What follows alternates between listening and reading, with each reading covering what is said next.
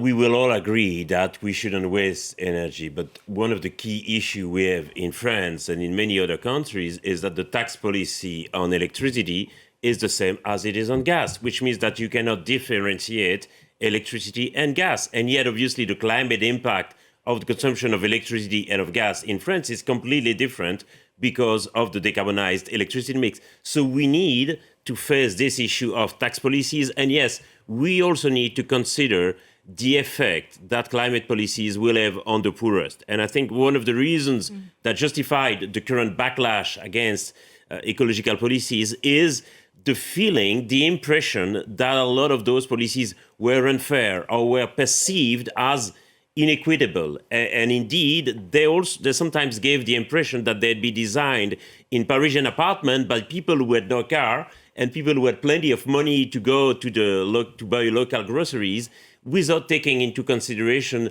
the fact that people outside the cities were dependent on their car, they couldn't afford a heat pump or to renovate their home. And I think this distributive element is absolutely key if we want to succeed with the climate and energy transition.